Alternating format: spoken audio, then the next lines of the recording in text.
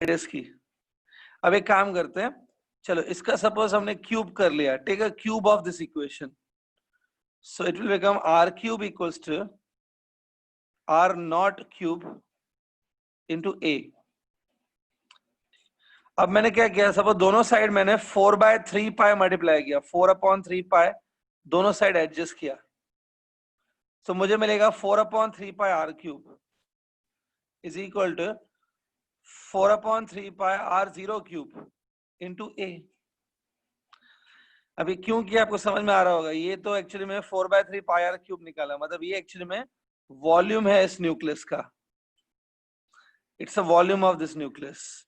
So volume of a nucleus I can write down as a times 4/3 pi r0 cube. ठीक है, volume हो गया। अभी इस न्यूक्लियस का मास निकाल लेते हैं, मास होगा और वॉल्यूम होगा तभी तुम डेंसिटी निकाल सकते हो ना, तभी इस न्यूक्लियस का मास निकाल देते हैं। सपोज आपको मैंने कल बताया था कि प्रोटॉन और न्यूट्रॉन का मास ऑलमोस्ट सेम होता है, proton and neutron have almost same mass. Suppose वो मास है स्मॉल m, ये दिख रहा है small m। Suppose this small m is a mass of single proton और न्यूट्रॉन। आप खुद मेंशन करो इधर पहले, स्मॉल m ये दिख रहा है ना, मैं रिपीट कर रहा हूँ, small m is a mass of single proton और न्यूट्रॉन, दोनों का मास ऑलमोस्ट इक्वल होता है, एंड दैट इज m। तो यहाँ पर कितने प्रोटॉन न्यूट्रॉन है पता है, टोटल कितने प्रोटॉन न्यूट्रॉन है, बोलो। How many total proton neutrons are there? A. तो एक प्रोटॉन का जो मास है ना वो m है, तो टोटल प्रोटॉन न्यूट्रॉन का मास मिला के होगा am, a इंटू m, ये हो गया टोटल मास। अभी मास मैंने देखो कैसे निकाला, ma it's a mass of total nucleus, volume मैंने निकाला 4/3 पाई r क्यूब। अब मास अपॉन वॉल्यूम करने पे डेंसिटी मिलता है ना, density will be given by mass upon volume. Mass देखो मैंने लिख रहा हूँ small m into a, volume मैंने लिखा 4/3 पाई r क्यूब। ठीक है, तो मास को मैं वापस लिख रहा हूँ m इंटू a, वॉल्यूम जो है 4/3 पाई r क्यूब, उसको ऐसे भी लिख सकते हैं a times 4/3 pi r0 cube. समझ में आ रही है बात? ठीक है, देखो a कट हो जाएगा, तो देखो जो फाइनली एक्सप्रेशन आ रहा है डेंसिटी का उसमें a ही नहीं है। क्या होता है, जो a है ना, a is different for different different elements. Sodium का जो a है दैट इज 23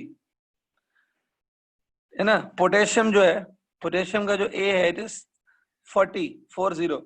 हर एलिमेंट का a अपना अपना होता है, नंबर ऑफ न्यूक्लियस अपने अपने होते हैं, लेकिन ये a कैंसिल हो गया, that means density does not depend on a पे डिपेंड ही नहीं कर रही है, that's why density is constant. अब 10⁻17 कैसे लाएंगे वो भी मैं दिखा देता हूँ। ये ध्यान से देखो, इसमें जो ऊपर न्यूमरेटर दिख रहा है, न्यूमरेटर मैंने m लिखा है, कोई बता सकता है ये m क्या है? बताओ तो, मतलब what is this m? mass of the proton. Proton और न्यूट्रॉन।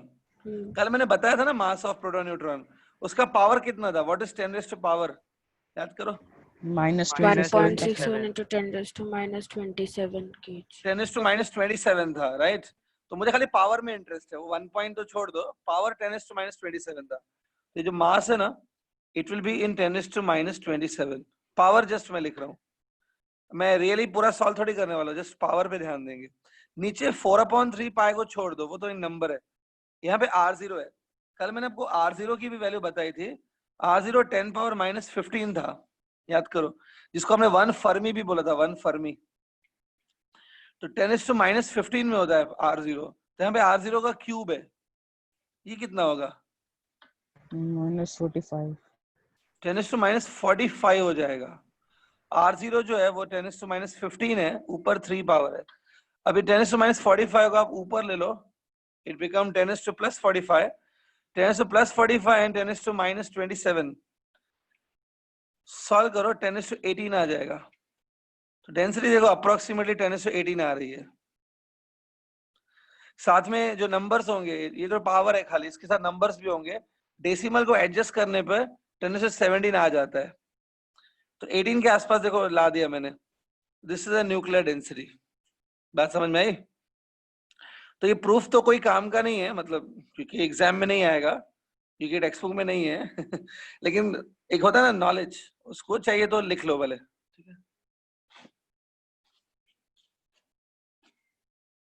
ठीक है,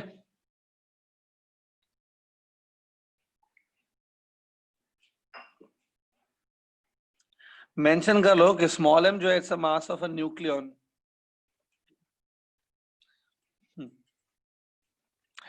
So this completes your nuclear density concept. ठीक है, हाँ अब आगे बढ़ते हैं। We are studying right now nuclear physics. Nucleus की बहुत ही इंटरेस्टिंग फिनोमेना होती हैं। There are many interesting phenomena related to nucleus. Interesting मतलब ऐसी अजीब अजीब फिनोमेना है जो हमने कभी मतलब सुन के ही आपको इसमें इंटरेस्ट आता है। Usually nucleus is very interesting thing. ठीक है, न्यूक्लियर फिजिक्स में मैं आगे बढ़ रहा हूँ अभी। नेक्स्ट जो कॉन्सेप्ट है वो है nuclear binding energy. Nuclear binding energy, okay. Binding energy आपने पहले भी सुना है, ग्रेविटेशन चैप्टर वगैरह में आपने सुना है बाइंडिंग एनर्जी क्या होता है। Is it an energy required by the is it an energy required to remove the body from Earth's gravitational field? Binding energy सुना है ना, अर्थ की ग्रेविटेशन अट्रैक्शन से किसी चीज को बाहर निकालने के लिए जो मिनिमम एनर्जी देना होता है, that is called binding energy. So binding energy is not a new word for you, you have heard about this binding energy. Nuclear binding energy क्या होता है, ध्यान से देखो। Suppose this is nucleus, inside this nucleus there are many protons as well as neutrons। ये देखो, ये जो प्रोटॉन न्यूट्रॉन है इनमें आपस में एक अट्रैक्शन होता है। They are bounded together by the nuclear force. Nucleus के अंदर एक फोर्स होता है, न्यूक्लियर फोर्स सुना होगा आपने, स्ट्रॉन्ग न्यूक्लियर फोर्स। तो न्यूक्लियर फोर्स की वजह से ये सारे जो प्रोटॉन न्यूट्रॉन है आपस में टाइटली बाउंड रहते हैं, दे होल्ड ईच अदर। तो न्यूक्लियस एक स्टेबल टाइट स्ट्रक्चर है, सब बंधे हुए रहते हैं एक दूसरे के साथ। ठीक है, तो ये सबको हम लोग न्यूक्लियस बोलते हैं। अब सपोज इसमें मैंने क्या किया, इमेजिन करो कि एक एक न्यूक्लियन को मैंने बाहर निकालना शुरू किया, एक एक न्यूक्लियन को मैंने अलग करना शुरू किया, और ऐसे करते करते मैंने सारे न्यूक्लियंस को तोड़ दिया। मतलब all the nucleons are moved away from each other. सारे न्यूक्लियंस तोड़ दिए, सारे न्यूक्लियन अलग हो गए, सबके सब बिखर गए, अलग हो गए, फ्री हो गए, तो न्यूक्लियस भी टूट जाएगा ना। तो इस न्यूक्लियस में अगर हमने सारे न्यूक्लियंस को निकाल दिया, उनको फ्री कर दिया, दैट इज न्यूक्लियस स्प्लिट हो गया, तो उसके लिए कम से कम जो एनर्जी लगानी पड़ेगी, the minimum energy that you have to spend to remove all these nucleons and make them free, कम से कम जो एनर्जी आपको देनी पड़ेगी ना, उसको बोलते हैं न्यूक्लियर बाइंडिंग एनर्जी। ठीक है, ठीक है, अगर मैं इसको सिंपल डेफिनेशन बोलूं तो ये ऐसा है, nuclear binding energy is a minimum amount of energy which is required to split the nucleus, to break the nucleus into its constituent nucleons. Nucleus को न्यूक्लियंस में ब्रेक करने के लिए, अलग अलग करने के लिए जो एनर्जी देनी पड़ती है मिनिमम, वो होती है न्यूक्लियर बाइंडिंग एनर्जी। पहले तो आप मीनिंग समझ के लो, फिर हम लोग आगे करेंगे ना। इज इट क्लियर क्या बताया मैंने? तो आपको जिनको चाहिए लिख लो, मैं डेफिनेशन दे रहा हूं। I am giving you a definition of binding energy, write down. It is defined as, it is defined as the minimum amount of energy, it is defined as the minimum amount of energy required to split, required to split the nucleus into its constituent nucleons, nucleus into its constituent nucleons, constituent nucleons। समझा? ठीक है, nucleus को break करने के लिए जो energy लगती है उसको बोलते हैं न्यूक्लियर बाइंडिंग एनर्जी। ठीक है, अब हम लोग इसकी एक फॉर्मूला डेवलप करेंगे, will try to develop its formula. ठीक है, थोड़ा अलग कॉन्सेप्ट आने वाला है, ध्यान से देखना। सी ध्यान से देखो, थोड़ा सा अभी ध्यान देंगे तो समझ में आएगा। सी, एक एग्जाम्पल से मैं समझा देता हूं। Suppose we are having a sodium nucleus, एक एग्जाम्पल से ज्यादा क्लियर होगा। Suppose we are having a sodium nucleus. Sodium nucleus में आपको पता है टोटल 23 प्रोटॉन्स और न्यूट्रॉन्स होते हैं। That means 23 nucleons are there in the sodium. Okay, 23 nucleons होते हैं। तो सपोज ये सोडियम का न्यूक्लियस है। अगर मैं इस सोडियम के न्यूक्लियस का मास निकालूं, we can calculate the mass of the nucleus of the sodium. आप खुद भी निकाल सकते हो, पता है, इतना इजी है। कैसे? mass of the nucleus is given by density into volume. mass is density into volume. density तुमको मालूम है 10⁻17 होती है अप्रॉक्स। वॉल्यूम आप कैसे निकालोगे? 4/3 पाई आर क्यूब करके। उसमें रेडियस कैसे निकालोगे? By using the formula r0 into a raised to 1/3। Nucleus की मास आप खुद भी निकाल सकते हो फॉर्मूला से। तो सब हमने मास ऑफ न्यूक्लियस फाइंड किया। ओके, बाद में मैंने क्या किया? See, the nucleus consist of 23 nucleons, है ना। अज्यूम करेंगे कि सपोज ये 23 न्यूक्लियॉन्स जो है वो एक दूसरे से अलग हो गए, they are in free state like this. ये देखो ऐसे, सब nucleons are in a free state, अलग अलग न्यूक्लियॉन्स हो गए। मैंने क्या किया? Mass of this free nucleons निकाला, mass of this free nucleons भी निकाला। ये कैसे निकाल सकते हो? I will calculate mass of single nucleon multiply with number of nucleons. ठीक है, मतलब अगर हमने अलग से ये 23 न्यूक्लियॉन्स का मास निकाला अलग से, and if you calculated mass of single nucleus, क्या लगता है ये दोनों मासेस जो है, मास ऑफ न्यूक्लियस, अगर मैंने अलग से निकाला मास ऑफ फ्री न्यूक्लियॉन्स, तो क्या लगता है दोनों इक्वल आने चाहिए कि अनइक्वल आने चाहिए? इक्वल आने चाहिए। पर इक्वल तो आने चाहिए। इक्वल आने चाहिए ना। ठीक है, जिनको अभी भी थोड़ा डाउट है तो सुन लो वापस। 23 न्यूक्लियॉन्स का मास मैंने अलग से निकाला। कैसे? मास of single nucleon, mass of single nucleon into 23 अलग से निकाला, मतलब फ्रीली निकाला। और एक्सपेरिमेंटली या किसी फॉर्मूला से मैंने मास ऑफ न्यूक्लियस निकाला। तो आई थिंक ये दोनों इक्वली आने चाहिए, but it is a surprising thing कि इक्वल नहीं आता है। यूजुअली क्या होता है? मास ऑफ न्यूक्लियस कम आता है ऐसे। Mass of nucleus is usually less as compare to mass of nucleons in the free state. अगर हम लोग ये न्यूक्लियॉन्स को फ्री करेंगे ना, सपोज एक एक न्यूक्लियॉन अलग हो गया, एक न्यूक्लियॉन का मास लिया, multiply by 23 multiply by number of nucleons, तो वो मास ज्यादा निकलता है as compare to the experimentally measured mass of nucleus. तो ये क्या लॉजिक है? ऐसा क्यों होता है? इसमें हम लोग ये मानते हैं, ध्यान से सुनना, हम लोग ये मानते हैं कि जब ये न्यूक्लियॉन्स फ्री स्टेट में ना, when this nucleons are free from each other, तब इनका मास ज्यादा है, दे आर हैविंग मोर मास। जब ये न्यूक्लियॉन्स आपस में कंबाइन होकर न्यूक्लियस बनता है, when there is a formation of nucleus, suppose ये सब न्यूक्लियॉन्स आपस में कंबाइन हो गए and they form a nucleus. While formation of nucleus, some mass of these nucleons, small mass of these nucleons convert into energy।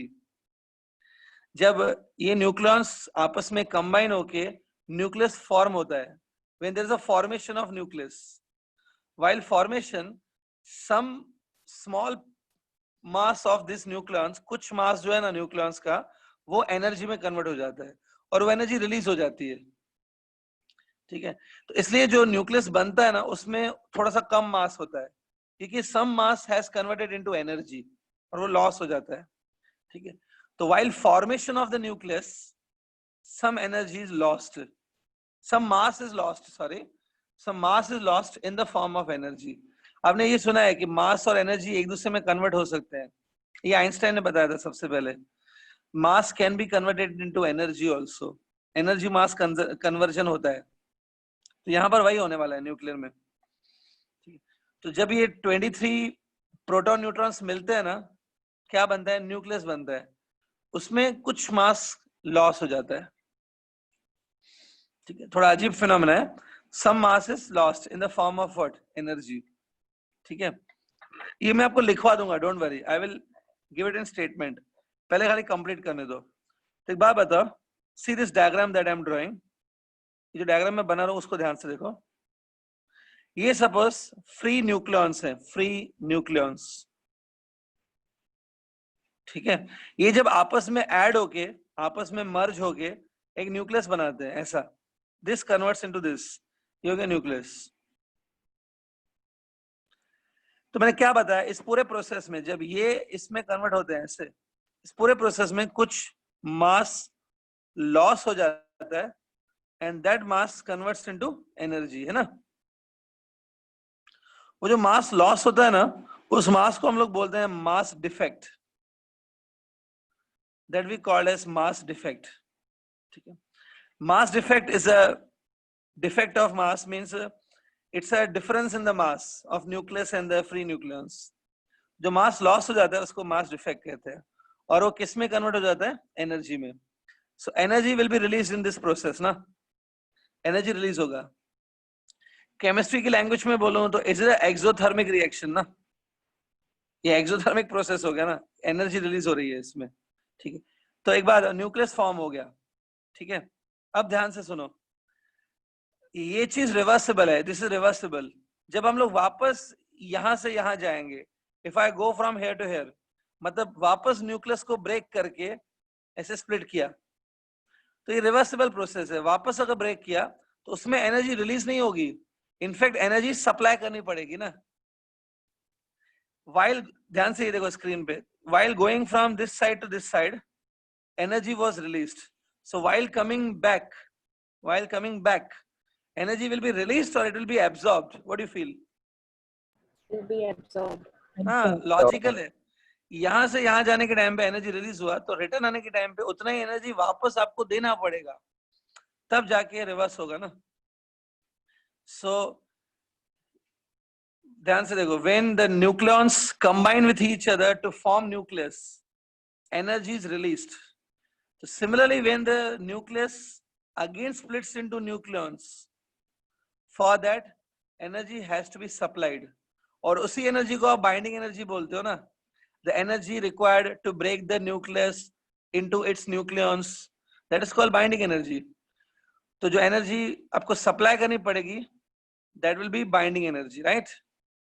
तो कहने से binding energy को मैं बीई लिख रहा हूं. कहने से binding energy is equal to this energy released.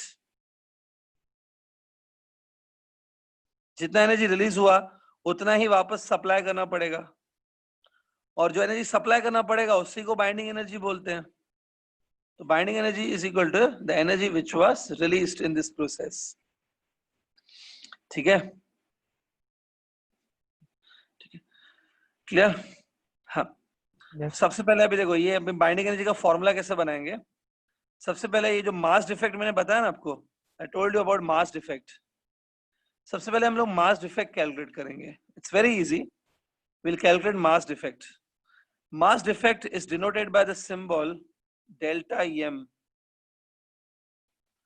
Delta M is a symbol for mass defect.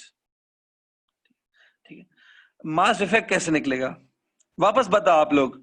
Mass of free nucleons is more और mass of nucleus is more?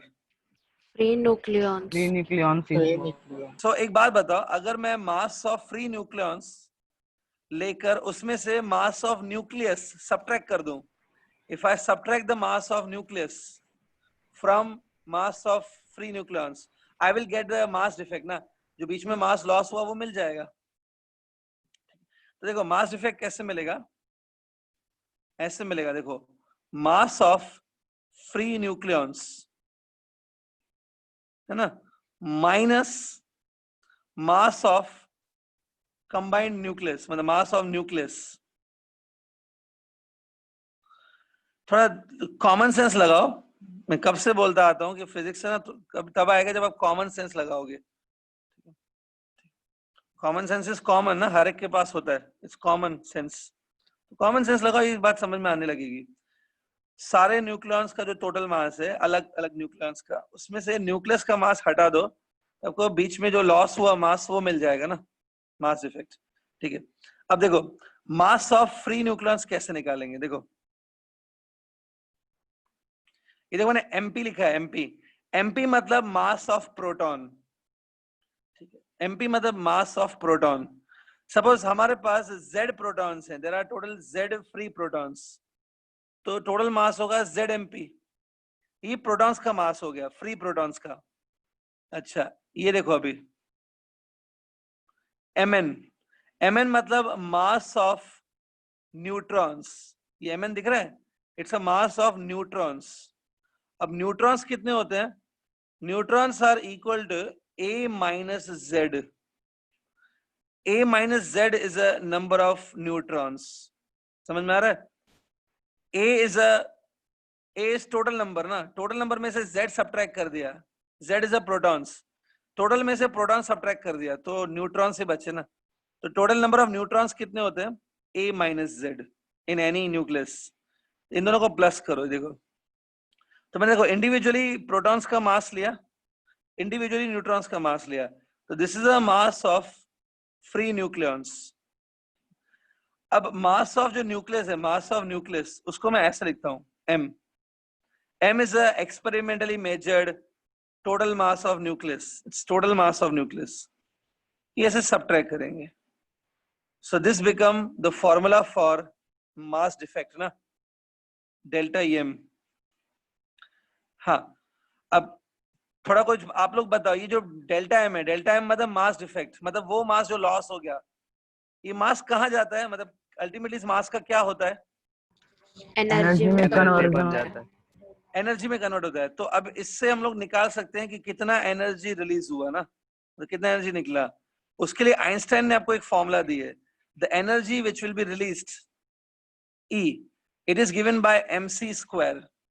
E equal mc square पता है ना, इसको बोलते हैं energy mass relation. You can call this formula as energy mass relation. ये formula हमको बताती है कि जब m मास, ये m दिख रहा है, इट्स अ मास, जब ये मास एनर्जी में कन्वर्ट होता है तो जो एनर्जी निकलती है, that energy is mc square. ये m is a mass which converted and E is energy that is produced. तो यहां पर मैं ये m की जगह डेल्टा m ले लूंगा, I will take delta m। ये डेल्टा m जो है मास डिफेक्ट, ये कन्वर्ट हुआ है ना, तो energy release must be delta m c square. ये एनर्जी रिलीज है। तो थोड़ी देर पहले मैंने आपको क्या बताया कि जितनी एनर्जी रिलीज होती है वाइल फॉर्मेशन ऑफ न्यूक्लियस, वापस रिवर्स जाने के टाइम पे न्यूक्लियस को वापस न्यूक्लियस में ब्रेक करने के लिए, वाइल गोइंग रिवर्स, उतना ही एनर्जी सप्लाई भी करना पड़ेगा न्यूक्लियस को ब्रेक करने के लिए, मतलब दैट इज बाइंडिंग एनर्जी। तो binding energy is equal to this energy release. Binding energy भी इतना ही होगा ना जितना एनर्जी रिलीज हुआ। So binding energy is also given by same formula, delta m into c square। This is a formula for binding energy. Delta m हम लोग यहां से निकाल सकते हैं using this formula. We can calculate delta m into c square करेंगे। c is a speed of photons, speed of light. Even though यहाँ पर फोटोन वगैरह का कोई इन्वॉल्वमेंट नहीं है, there is nothing like photons here, but formula mc square universal है for everybody, this formula is there. So delta m into c square. ठीक है,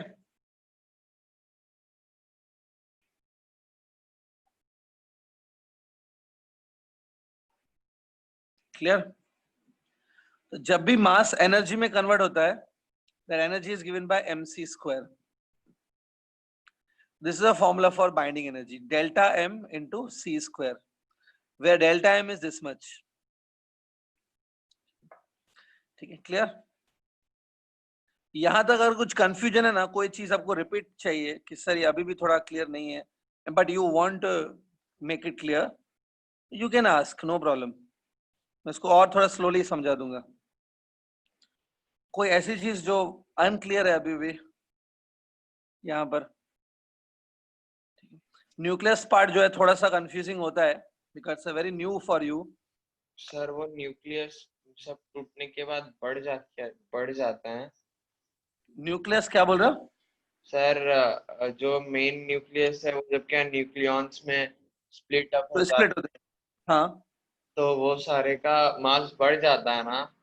हाँ, मतलब सारे न्यूक्लियस का मास मिला के ज्यादा निकलेगा compared to the mass of single nucleus. Sir वो कैसे होता है पर? आपने जो बाइंडिंग एनर्जी सप्लाई किया, the energy that you supplied to convert it, वो एनर्जी मास में कन्वर्ट हुई। एनर्जी भी मास में कन्वर्ट होती है, मास आल्सो एनर्जी कन्वर्ट होता है। Yes yes. While going in this side, the mass converted into energy. While coming back, the energy converted to mass. यही है ब्यूटी। इधर जाओ तो एक काम हुआ, दूसरे रिवर्स आए तो रिवर्स काम हो गया। ठीक है, तो एनर्जी सप्लाई करनी पड़ती है उसके लिए। ठीक है, क्लियर? हाँ, ये देखो अभी आप जो लिसन किसने पूछा ये डाउट? सर अमन कुमार ने। हाँ अमन, जो मैंने अभी बताया आपको रिवर्स जाती है, लिसन बताया वो एक्चुअली रॉन्ग है। लिसन, एक्चुअली वो रॉन्ग है अभी, लेकिन तुमको उतना नहीं समझ में आएगा। मैं with in one more lecture आपको क्लियर हो जाएगा। जो मैंने अभी बताया ना कि वो एनर्जी मास में कन्वर्ट होता है, मास बढ़ जाता है। ठीक है, वो रॉन्ग नहीं है, इट्स नॉट रॉन्ग, करेक्ट है अल्टीमेटली। लेकिन एक लेक्चर और दे दो, एक लेक्चर के बाद मैं वापस इस पॉइंट पे आऊंगा, तब तक आप इस पॉइंट को याद रख सकते हो। But after one lecture I will make it more clear. कुछ और पॉइंट्स है जो अभी नहीं समझा सकता मैं, but after some time I will tell you. ठीक है, लेकिन जो मैंने अभी बताया समझा ना? हाँ सर। रॉन्ग नहीं है, but keep it in mind. ठीक है, so this is a binding energy which is released, delta m into c square. So I think कोई डाउट नहीं है यहाँ तक, it's very much clear and you noted down all these formulas also. सब note कर लिया? तो this is a way you can calculate the binding energy of a nucleus. ठीक है, चलिए आगे बढ़ता हूं मैं। ठीक है, तो इस तरीके से हम लोग न्यूक्लियस की बाइंडिंग एनर्जी निकाल सकते हैं। वापस याद कर लो, binding energy of a nucleus is actually the energy which is required to break the nucleus into its constituent nucleons. Nucleus को न्यूक्लियस में ब्रेक करने के लिए जो एनर्जी देनी पड़ती है उसको बोलते हैं बाइंडिंग एनर्जी ऑफ न्यूक्लियस। ठीक है, अब आगे बढ़ते हैं। यहाँ पर एक इंपॉर्टेंट क्वांटिटी है, एक इंपॉर्टेंट पॉइंट होती है, एक न्यू क्वांटिटी मैं बता रहा हूं। अगर आप बाइंडिंग एनर्जी ऑफ न्यूक्लियस ले लोगे डिवाइडेड बाय मास नंबर करो, डिवाइडेड बाय मास नंबर। ठीक है, तो इससे क्या मिलेगा I will tell you. See if I take binding energy of a nucleus divided by mass number. ठीक है, ये देखो binding energy divide by mass number. किसी को याद है मास नंबर मतलब ए कि जेड? किसको बोलते हैं मास नंबर? A. जेड को तो नहीं बोलते ना, Z is a atomic number, mass number मतलब ए। ठीक है, तो बाइंडिंग एनर्जी डिवाइड बाय ए करो, इससे क्या मिलता है ध्यान से देखो। When you do binding energy divided by mass number, that is binding energy divided by A, it is known as binding energy per nucleon. It's called as binding energy per nucleon. क्या मतलब है इसका? एक simple example दे देता हूं। देखो sodium जो atom है, सोडियम से ज्यादा समझेगा, सोडियम एटम में 23 न्यूक्लियॉन्स होते हैं। ठीक है, sodium nucleus consist of 23 nucleons. Suppose इस पूरे न्यूक्लियस को ब्रेक करने के लिए the energy which is required to break all these nucleons, सारे न्यूक्लियस को ब्रेक करने के लिए जो एनर्जी लगा, सपोज वो एग्जांपल ले रहा हूं, वो एनर्जी है let's say E is energy required to break all these nucleons, है ना? मतलब E is a binding energy. तो बाद E एनर्जी से ये पूरा न्यूक्लियस टूट गया, तो E एनर्जी आपने इन 23 न्यूक्लियस को प्रोवाइड किया टू ब्रेक इट। अगर मैं E डिवाइडेड बाय 23 कर दूं, if I do like E divide by 23, तो do you feel that I will get the energy required for one nucleon to split? Yes, sir. Yes, sir. ये जो E मैंने लिखा ना, it's a total, E is a total energy required to break the entire nucleus. That is E, that is binding energy. लेकिन divide by 23 कर दिया, 23 में इसको डिवाइड कर दिया, तो मुझे मिलेगी energy required to break the one nucleus की one nucleon, One nucleon. energy required to break the nucleus, or it will become energy required to break one nucleon. Nucleon. Break one nucleon. तो इसलिए उसका नाम है binding energy per nucleon ना, मतलब energy required to break one nucleon. Simple है. अगर 20 ऐसे भी मान सकते हो, सुनो, अगर 23 people are going for a picnic, 23 people have gone for a picnic, जितना भी खर्चा आया वो खर्चा है E, that expenditure is E. Total expenditure divided by 23 people, so you will get an expenditure per person ना. तो वही है ना, common sense, again common sense. तो जितना भी एनर्जी पूरे न्यूक्लियस को तोड़ने के लिए लगा, that is called binding energy of nucleus. इधर लिखा है, उसको डिवाइड बाय मास नंबर करोगे, डिवाइड बाय ए करोगे, तो you will get a binding energy per nucleon, the energy required for one nucleon. ठीक है. अब ये मैंने क्यों डिस्कस किया, देखो, एक्चुअली ऐसे कहा जाता है कि बाइंडिंग एनर्जी पर न्यूक्लियन जो है, it's very easy to calculate. Binding energy per nucleon है ना, it is a very important term, मतलब it's a very important quantity. It's important quantity to study, it's a very important quantity to study stability of the nucleus, to study stability of nucleus. देखो, usually जो सारे nucleus है ना, अलग अलग elements के जो भी न्यूक्लियस हैं, सारे न्यूक्लियस यूजुअली स्टेबल होते हैं. न्यूक्लियस अपने आप स्प्लिट नहीं होते कभी, they are very much stable structure है न्यूक्लियस. लेकिन क्या होता है, कुछ एनर्जी देकर, कुछ एनर्जी प्रोवाइड करके हम लोग न्यूक्लियस को तोड़ भी सकते हैं. Nucleus are very much stable, but by giving some energy we can break the nucleus also. Nucleus can be broken under certain condition. So उसमें भी क्या होता है, कुछ न्यूक्लियस कम एनर्जी पे टूट जाते हैं, कुछ न्यूक्लियस को ज्यादा एनर्जी देनी पड़ती है तोड़ने के लिए. मतलब कुछ न्यूक्लियस ज्यादा स्टेबल होते हैं, कुछ न्यूक्लियस लेस स्टेबल होते हैं. तो वो कैसे पता चलता है, वो बाइंडिंग एनर्जी पर न्यूक्लियन से पता चलता है. जिसका बाइंडिंग एनर्जी पर न्यूक्लियन ज्यादा होता है, the nucleus in which binding energy per nucleon is more, मतलब एक एक न्यूक्लियन को तोड़ने के लिए ज्यादा एनर्जी लग रही है, तो मैं बोलूंगा वो स्टेबल है ज्यादा. और अगर एक न्यूक्लियन को तोड़ने के लिए जो एनर्जी लग रही है, बाइंडिंग एनर्जी पर न्यूक्लियन जो है, एक न्यूक्लियन को तोड़ने के लिए बहुत ज्यादा एनर्जी लग रही है, मतलब वो बहुत स्टेबल न्यूक्लियस है. ठीक है. तो न्यूक्लियस की स्टेबिलिटी पर न्यूक्लियन से पता चलती है कि पर न्यूक्लियन कितना है. ठीक है. एक न्यूक्लियन को तोड़ने के लिए कितना लगेगा, वो डिसाइड करता है कि न्यूक्लियस कितना स्टेबल है. ठीक है. ठीक है. ठीक है.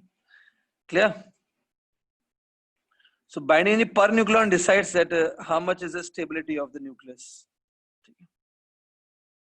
ठीक है. अगर एक एनालॉगस एग्जांपल दूं, मतलब मैं हर जगह पे आप फिजिक्स अप्लाई कर सकते हो एक्चुअली. अगर एक एनालॉगस एग्जांपल दूं, तो अगर आप कोई फ्लैट खरीदते हो, तो फ्लैट सस्ता है कि महंगा है, फ्लैट सस्ते में मिला कि महंगे में मिला, मतलब फ्लैट से प्रॉफिट हुआ कि बहुत ज्यादा नुकसान हो गया, वो फ्लैट की प्राइस से नहीं पता चलता है.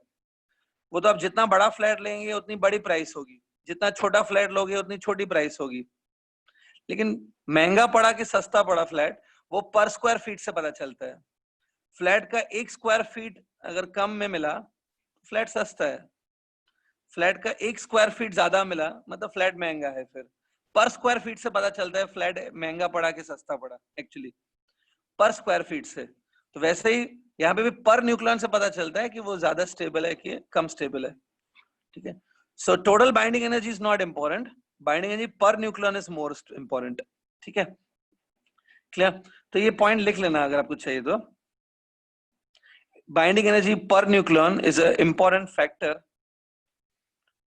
in understanding the stability of nucleus. ठीक है. हाँ. अब यहाँ पर एक ग्राफ गिवन है, there is one graph given. इस ग्राफ में हम लोग क्या करने वाले हैं, in this graph I will show the binding energy per nucleon of different elements, अलग अलग एलिमेंट्स की बाइंडिंग एनर्जी पर न्यूक्लियन दिखाएंगे। ठीक है, अब देखो एक्स एक्सिस पे बता रहा हूं मैं। सबसे पहले एक्स एक्सिस पे आई will plot the mass number, that is a. X axis पे मैंने मास नंबर प्लॉट किया है, दैट इज ए। कैसे देखो, जो हाइड्रोजन है ना आपका, हाइड्रोजन का जो मास नंबर होता है वो 1 होता है। ये देखो 1, मतलब ये हाइड्रोजन है सिंपली। भले आपको चाहिए तो मैं नीचे लिख भी देता हूँ एच। ठीक है, उसके बाद आगे बढ़ता हूँ। समझिए, देखो ये 1 2 3 4 आगे बढ़ो, इधर आया 23, ये सोडियम हुआ, Na सोडियम हो गया है। 23 मास नंबर मतलब ये सोडियम है। थोड़ा आगे बढ़ो, सपोज यहाँ पे मैंने लिखा है 56। 56 is a mass number for iron, iron का होता है 56। ठीक है, और आगे बढ़ो, बढ़ते जाओ 100 होगा, 200 हो जाएगा। ठीक है, ऐसे बढ़ते जाओ। ठीक है, suppose we reach to 238। 238 is a mass number of uranium. Uranium को यू लिखा जाता है। तो देखो, मतलब इसका मतलब अलग अलग एलिमेंट्स यहाँ पे मैंने प्लॉट किए। समझ में आ रही है बात? On the y axis I will plot the binding energy per nucleon which is denoted by Be upon A। Binding energy per nucleon plot किया है ऑन द वाई एक्सिस। ठीक है, तो ये देखो ऐसा ग्राफ है। ग्राफ मैं अभी प्लॉट कर रहा हूं, बट पहले आप समझ के लो वाई एक्सिस और एक्स एक्सिस पे क्या प्लॉट किया है। Is it clear what we did? पहले आप यहां तक बना के लो, पहले draw up to this.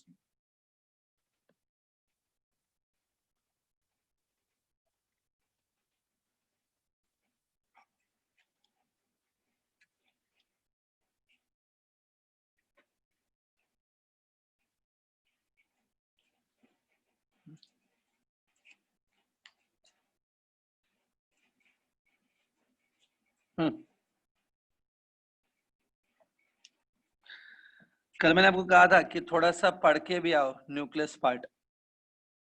Don't think कि मैं जो भूल गया वो चीज, मुझे याद है। कल मैंने कहा था कि न्यूक्लियस का थोड़ा सा पार्ट पढ़ के आओ, है ना? आई होप आपने पढ़ा होगा। लेकिन आज मैं ये क्वेश्चंस नहीं पूछ रहा हूँ। लेकिन इनफैक्ट क्या होगा, जो आज भी मैंने सिखाया, आज मैंने बाइंडिंग एनर्जी भी सिखाया।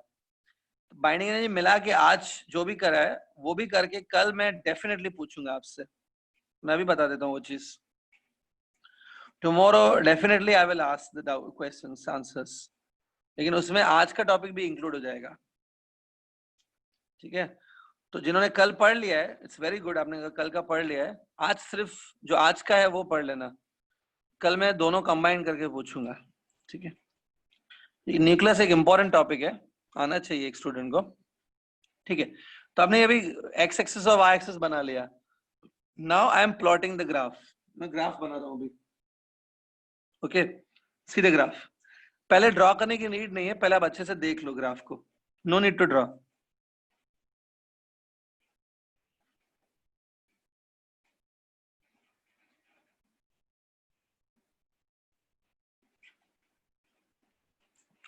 देखो ये graph,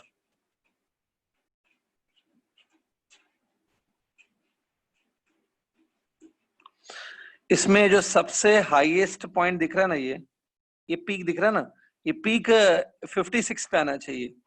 the peak has to be at 56। मतलब इसका मतलब है 56 मतलब आयरन, आयरन का मास नंबर 56 है। 56 पे पीक आने का मतलब है that iron is the element for which binding energy required per nucleon, the binding energy required to break one nucleon is highest। highest binding energy per nucleon किसकी है? Iron की है। कितना है वो भी बता देता हूँ। the binding energy per nucleon for iron it is 8.7 mega electron volt। 8.7 mega electron volt per nucleon. ये आयरन का है। सबसे ज्यादा किसके लिए? आयरन के लिए। इसका मतलब होता है it is very difficult to break the iron. Iron को तोड़ना बहुत मुश्किल है। एक एक न्यूक्लियन को तोड़ने के लिए आपको 8.7 एनर्जी लगेगी, विच इज हाईएस्ट। ठीक है, Hello. ग्राफ बना लो आप। हाँ पहले बना लो। हाँ बोलो क्या डाउट है? सर 8.7 मेगा इलेक्ट्रॉन वोल्ट बहुत बड़ा यूनिट होता है क्या? नहीं, इलेक्ट्रॉन वोल्ट तो एक्चुअली कम होता है। अगर आपको इलेक्ट्रोस्टैटिक्स याद है, इलेक्ट्रॉन वोल्ट मतलब 1.6 into 10⁻⁻19 जूल्स। तो मेगा मतलब 10⁻6 हो जाएगा फिर। तो 10⁻6 की वजह से वो अल्टीमेटली 10⁻13 जूल्स में पहुंच जाएगा। This energy is in 10⁻13 joules. बहुत कम है, no doubt, it is very less, लेकिन कंपेयर टू अदर न्यूक्लियॉन्स ये ज्यादा है। लेकिन इतनी एनर्जी एक एक न्यूक्लियॉन को लगेगी। ठीक है, तो ये हाँ यूजुअली इट इज, मतलब एक्सपेरिमेंटली अगर आप ये करोगे, न्यूक्लियस आयरन को ब्रेक करने की कोशिश करोगे, it will be very difficult. देखिए एक एक न्यूक्लियस तक पहुंच के उसके एक एक न्यूक्लियॉन को इतनी एनर्जी देना मुश्किल होता है, इट्स डिफिकल्ट टू गिव। मुझे ये चीज एक्सपेरिमेंटली पता है कि एक्सपेरिमेंटली बहुत मुश्किल होता है आयरन को तोड़ना। ठीक है, it's difficult compare to other. Even though energy कम है, it's not very big energy. ठीक है, अगर आप अपने डेली लाइफ से कंपेयर करोगे तो जब आप चलते हो, व्हेन यू आर वॉकिंग, तब आपकी ज्यादा एनर्जी खर्च हो जाती है कंपेयर टू दिस। लेकिन फिर भी एनर्जी प्रोवाइड करना मुश्किल है न्यूक्लियस में जाके अंदर। So it's compare to high, it's very difficult to provide this energy. ठीक है, इसलिए आयरन टूटता नहीं है यूजुअली। आयरन का न्यूक्लियस नहीं टूटता है usually, it's very high amount of energy required. अच्छा स्टूडेंट, अभी इसमें बना लिया होगा आई एम श्योर। अब देखो इसमें जो न्यूक्लियस, लिसन केयरफुली, जो न्यूक्लियस है जिनका मास नंबर लेस देन 30 है, the nucleus whose mass number is less than 30, उनको लाइटर न्यूक्लिया कहा जाता है। लाइटर न्यूक्लिया जिनका मास नंबर लेस देन 30 है, उनको लाइटर न्यूक्लिया कहा जाता है। ठीक है, और जिनका मास नंबर मोर देन 150 है, मोर देन 150, मास नंबर 150 के ऊपर है, उनको हैवी न्यूक्लियस कहा जाता है, हैवी न्यूक्लिया। ये ऐसे यूजुअली टर्मिनोलॉजी है। तो यहाँ पे देखो ये हैवी न्यूक्लियस है जिनका मास नंबर मोर देन 150 है, और जो लाइटर न्यूक्लिया है मतलब लेस देन 30 लाइटर न्यूक्लिया। इन दोनों को आप ध्यान से देखो, heavier nuclei also and lighter nuclei also, इन दोनों का बाइंडिंग एनर्जी कम है कि ज्यादा है? यूजुअली कंपैरेटिवली कम है सर। कम है। जिनका बाइंडिंग एनर्जी कम होता है ना, उनको स्प्लिट करना इजी होता है, it's easy to split them, क्योंकि उनका बाइंडिंग एनर्जी कम है, मतलब less energy is required to break them. लेकिन इसमें भी क्या होता है, जो हैवी न्यूक्लियाइज है ना, हैवी न्यूक्लियर टूटता है दो पार्ट्स में, मतलब it's easy to break the heavy nuclear क्योंकि उसमें बहुत सारे न्यूक्लियॉन्स होंगे। लाइटर न्यूक्लियर होते ही छोटे हैं, दे आर ऑलरेडी स्मॉल, तो लाइटर न्यूक्लियर ब्रेक नहीं होते हैं, हैवियर न्यूक्लियर इजीली ब्रेक, क्योंकि दोनों का बाइंडिंग एनर्जी पर न्यूक्लियन कम है। ये जस्ट एक आइडिया रखो कि it is easier to break the heavier nuclear because there binding energy per nucleon is very much less. इनका बाइंडिंग एनर्जी कम है, पर न्यूक्लियन जो है वो कम है, तो इसलिए हैवी न्यूक्लियर को ब्रेक करना इजी होता है। अब आप बोलेंगे सर लाइटर न्यूक्लियर का भी कम है, इनको भी ब्रेक करना इजी है, मानता हूं बराबर है, लेकिन लाइटर न्यूक्लियर है ही लाइट, वो है ही ऑलरेडी कम, जो चीज ऑलरेडी कम है उसको भी तोड़ने में क्या है, हैवी न्यूक्लियर बहुत इजीली टूट जाएगा।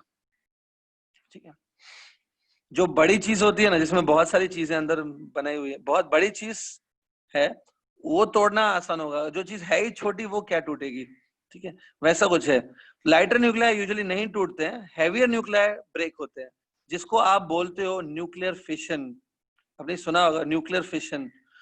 न्यूक्लियर फिशन क्या होता है, जब हैवी न्यूक्लियर दो पार्ट्स में टूट जाता है उसको बोलते हैं न्यूक्लियर फिशन। तो it's easy to break the heavy nuclear because its binding energy is less usually. आएंगे इसके ऊपर फिर से। तो ग्राफ आप आई थिंक ये आपने ड्रॉ कर लिया, बस एक लास्ट छोटी सी पॉइंट मुझे आज समझानी है, one more small point I am explaining. ठीक है, ध्यान से देखो, नेक्स्ट एक पॉइंट, इसको, इस पॉइंट को आप ऐसे लिख सकते हो, energy mass conversion. Energy mass conversion छोटी पॉइंट है बट इंपॉर्टेंट है, एनर्जी मास कन्वर्जन। स्टूडेंट आपको याद है कि जब कुछ मास एनर्जी में कन्वर्ट होता है, there is a point during nuclear reactions nucleus के टाइम पे रिएक्शंस में कभी कभी मास एनर्जी में कन्वर्ट हो जाता है. So what is the formula for energy that is released? Delta MC square. MC square. बराबर, यही सिंपल पूछ रहा हूं मैं. I always ask simple questions only, don't worry. मैं सिंपल ही पूछा है. एनर्जी जो मास व्हेन कन्वर्ट्स इनटू एनर्जी, तो जो एनर्जी रिलीज होता है it's given by MC square, right? आज आपको भी इसमें क्या सीखना है कि यहाँ पे मैं m की डिफरेंट वैल्यूज लूंगा. I will take different values of m. उसमें से कितनी एनर्जी निकलेगी वो देखना है हमको. देखो अभी for example, if suppose the mass equal to 1 AMU, if the mass equal to 1 AMU, 1 AMU के जितना जो मास है ना, अगर वो एनर्जी में कन्वर्ट हो गया, 1 AMU मैंने आपको कल बताया था कितना होता है. I don't want exact value, but 1 AMU याद है किसका मास को 1 AMU बोलते हैं? Hydrogen. Average mass of nucleons, मतलब average mass of proton neutron is called 1 AMU. Hydrogen मत बोलो, वो सही नहीं बैठेगा. एक्चुअली 1 AMU कितना होता है? The average mass of nucleons, the average mass of 1 proton and 1 neutron. Proton neutron का एवरेज होता है almost. It's the average mass of a single nucleon actually. तो एक AMU मतलब एक न्यूक्लियॉन का मास होता है, प्रोटॉन न्यूट्रॉन का. तो अगर 1 AMU converted into energy, suppose 1 AMU के जितना मास है ना, वो एनर्जी में कन्वर्ट हो गया, तो उससे जो एनर्जी निकलेगी ना वो होती है 931.5 मेगा इलेक्ट्रॉन वोल्ट. ठीक है, 931.5 मेगा इलेक्ट्रॉन वोल्ट.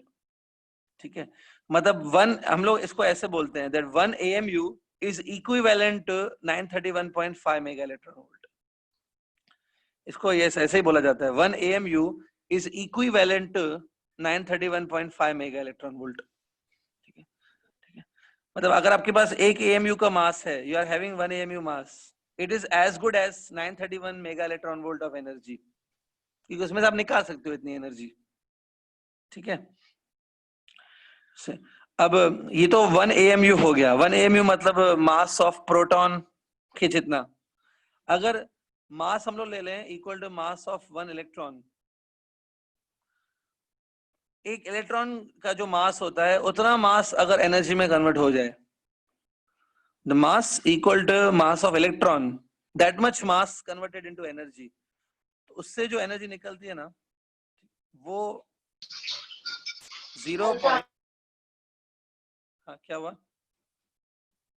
वो एनर्जी है 0.51 मेगा इलेक्ट्रॉन वोल्ट. खाली 0.51 मेगा इलेक्ट्रॉन वोल्ट.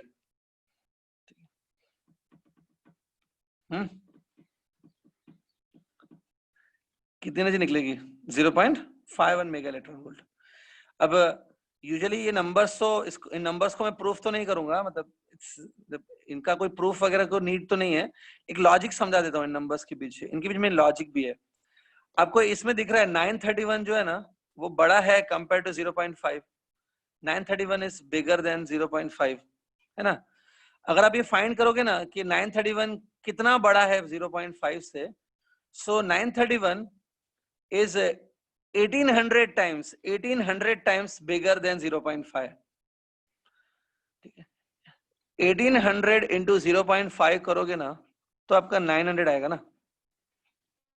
ये अप्रोक्सीमेटली 900 है ना. तो ये जो 931 है अप्रोक्सीमेटली 900 ले लेता हूं मैं. 900 is how many times more than 0.5? 1800. ऐसा क्यों रिलेशन आ रहा है? 1800 का रिलेशन क्यों आ रहा है? क्योंकि आपने शायद सुना होगा mass of proton is 1800 times the mass of electron. Electron के जो मास है ना उसके कंपैरिजन में प्रोटॉन का मास 1800 टाइम्स ज्यादा होता है. To be precise it is 1837 times ज्यादा होता है. इसलिए बाइंडिंग, ये जो एनर्जी रिलीज हो रही है वो भी 1800 टाइम्स ज्यादा है कंपेयर टू इलेक्ट्रॉन. ठीक है, सो इलेक्ट्रॉन के कंपैरिजन में प्रोटॉन जो है उसका मास 1800 टाइम्स ज्यादा होता है. 1800 टाइम्स. ठीक है, तो एनर्जी भी 1800 टाइम्स ज्यादा निकल रही है. क्लियर? तो ये एनर्जीज नोट कर लो, they can ask you in MCQs. that what is the energy released when a 1 AMU converts into energy? It's 931.5 mega electron volt. ठीक है, बात समझ में आई? सर हाँ जी, सर इतना ही एनर्जी, जबकि हाइड्रोजन का एटम टूटेगा तो इतना ही एनर्जी निकलेगा। हाँ। अब अमन कुमार को आ रहा है कि एनर्जी कितना निकलता है जब बॉम्ब फूटता है। न्यूक्लियर बॉम्ब की बात कर रहे हो है ना, जो हिरोशिमा नागासाकी पे गिरा था, वैसे बॉम्ब्स, उन्हीं की बात कर रहे हो? नहीं सर, मतलब ये अभी कौन से आपने बम की बात कर रहे हो फिर? मतलब आपने 1 AMU लिया था ना, तो वो हाइड्रोजन के हाँ मतलब हाँ, ये 1 AMU मतलब approximately it's a mass of 1 hydrogen nucleus. Yes, sir तो तो वो उसमें 931, ये इतनी ज्यादा एनर्जी नहीं है। 931 is not a big energy. हाँ, तो सर वही पूछ रहा था मैं, वो इतना एनर्जी कैसे निकल गया वो मतलब आपके हाइड्रोजन? हिसाब से जब वो बॉम्ब गिराया गया था वर्ल्ड वॉर में, उसमें खाली एक ही हाइड्रोजन एटम उन्होंने फेंका था। ओके दे समझ, released 1 hydrogen atom. Yes sir समझ गया। ठीक है, देखो सुनो स्टूडेंट, सबको बोल रहा हूं मैं, अगर आपका इंटरेस्ट है इन सब चीजों में, हाइड्रोजन बॉम्ब कैसे बनता है या न्यूक्लियर बॉम्ब कैसे बनता है, जस्ट फॉर इंटरेस्ट, आप तो नहीं बना पाओगे लेकिन एक इंटरेस्ट है अगर कि न्यूक्लियर बॉम्ब्स कैसे काम करते हैं, तो डोंट वरी एट ऑल। अगला लेक्चर उसी के ऊपर होने वाला है। In the next lecture we are going to discuss nuclear fission and nuclear fusion. आपके टेक्स्ट बुक में उतना ज्यादा डिटेल में नहीं दिया है फिशन और फ्यूजन, पर अगर आपको चाहिए तो मैं थोड़ा बता दूंगा कि वो बॉम्ब कैसे बनता है वगैरह, कैसी उसकी आइडिया होती है। टुमारो हम लोग उसी पे मेनली डिस्कस करेंगे, that how nuclear bombs are made. वो जो वर्ल्ड वॉर में गिरा था ना हिरोशिमा नागासाकी के ऊपर, वो क्या था, दैट विल डिस्कस। एक होता है atom bomb, one is atom bomb, और दूसरा होता है हाइड्रोजन बॉम्ब। ठीक है, ठीक है, एक होता है एटम बम और एक हाइड्रोजन बम होता है। कल दोनों पे डिस्कस करूंगा, लेकिन आज उतना नहीं रहेगा, तो wait for some time till tomorrow. ठीक है, यहां तक क्लियर है क्या सबको? Is it very clear? किसी को कोई कंफ्यूजन है तो बोलो। नथिंग? ठीक है, हाँ, so let me complete now just. So this is energy released when the mass converts into energy. ठीक है, एक बात बताओ, अगर आपको ध्यान से देखो, this is very clear. Fusion और फिशन हम लोग कल ही डिस्कस करने वाले हैं, mostly will discuss it tomorrow, but आपको अगर आइडिया है इस चीज का तो बेटर है, otherwise I have to start from the scratch. ठीक है, हाँ स्टूडेंट, आपने केमिस्ट्री में पढ़ा है क्या न्यूक्लियर फ्यूजन और न्यूक्लियर फिशन के बारे में? Yes sir. हाँ सर थोड़ा। हाँ हाँ थोड़ा सर। पढ़ा है, थोड़ा सा माइन्यूर। ठीक है, क्या होता है फ्यूजन, कोई बता सकता है? Just hardly it will take 1 minute and then I will stop, let me complete. हाँ, न्यूक्लियर सर फ्यूजन क्या उसमें होता है, किसको पता है? सर उसमें न्यूक्लियस कंबाइन होते हैं। दो न्यूक्लियस कंबाइन होके एक बनता है। हाँ सर, फ्यूजन में। तो सौरभ रजक बोल रहा है कि न्यूक्लियर फ्यूजन में क्या होता है कि दो न्यूक्लियस कंबाइन होके एक बनता है। ठीक है, करेक्ट है। फिशन में उल्टा होता होगा फिर तो। हाँ सर। फिशन में एक बड़ा न्यूक्लियस स्प्लिट होके दो छोटे न्यूक्लियस बनते हैं। Yes sir. Yes sir.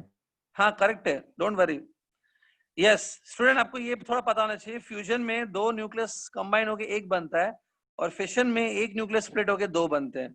At least have this much idea, बाकी मैं आराम से कल बता दूंगा। कल का मेन होमवर्क सिर्फ इतना ही है कि आज जितना भी कराया मैंने, including yesterday's topic and today topic, कल करके और पहले 10 मिनट में आपसे क्वेश्चंस पूछूंगा। So do revise and come please tomorrow. ठीक है, थोड़ा पढ़ के आओ, जो आज कराया वो भी और जो उस दिन कराया था, कल कराया था वो भी, combined study and come. ठीक है, we'll meet in the next lecture then. Okay. Second lecture अभी कितने 15 मिनट के बाद होगा आई थिंक, श्योर? यस। ठीक है, किसी को डाउट है तो पूछ सकते हो, बाकी स्टूडेंट भले आप जा सकते हो। Hello sir. कंफ्यूजन बोलो। हाँ सर, वो रोटेशनल डायनामिक्स से था। बोलो मतलब क्या एक doubt है? क्वेश्चन था, हमारे पास दो एग है, अंडा। हाँ एक रॉ है और एक बॉइल्ड है। हाँ।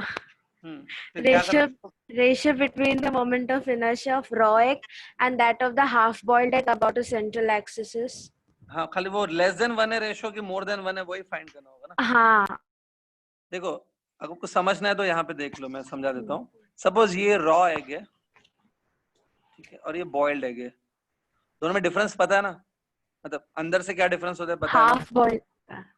हाँ, हाफ बॉइल्ड मतलब बॉइल्ड ही ले लो ना, हाफ बॉइल्ड अभी क्या होता है, बॉइल्ड ही ले लेते हैं। देखो आप अगर अंडे खाते हो तो आपको पता होगा दोनों में डिफरेंस क्या होता है। रॉ एग में अंदर लिक्विड होती है, there is a liquid inside the raw egg, ठीक है, ये सब लिक्विड है। जब आप इस रॉ एग को रोटेट करोगे ना, व्हेन यू रोटेट इट ऐसे, तो सेंट्रीफ्यूगल फोर्स की वजह से, बिकॉज ऑफ सेंट्रीफ्यूगल फोर्स, ये जो ये ना लिक्विड वो ऐसे एंड पॉइंट्स पे चला जाएगा लाइक दिस।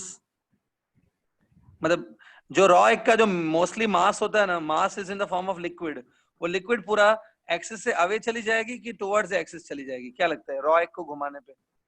अवे जाएगा। हाँ, अब पता है अगर मास अवे चला गया ना, when the mass goes away from the axis, moment of inertia बढ़ता है। मतलब when mass is distributed away from the axis, masses are more away from the axis, तो मोमेंट ऑफ इनर्शिया ज्यादा होता है।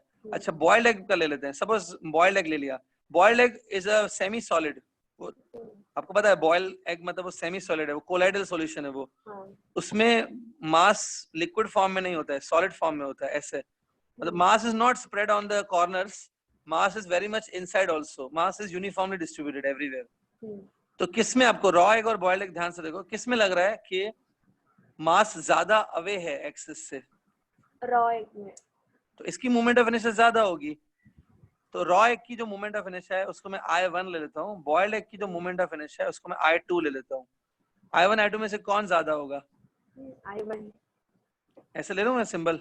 हाँ so what will be I1 upon I2, greater than 1 ना, हाँ यही आंसर होगा फिर, देख लो, यस सर। समझा? हाँ थैंक यू सर। यही है, ठीक है। ब्रेकफास्ट टाइम है, अंडे अवेलेबल है, जो करना है कर लो, ठीक है। Will meet in the next lecture, okay.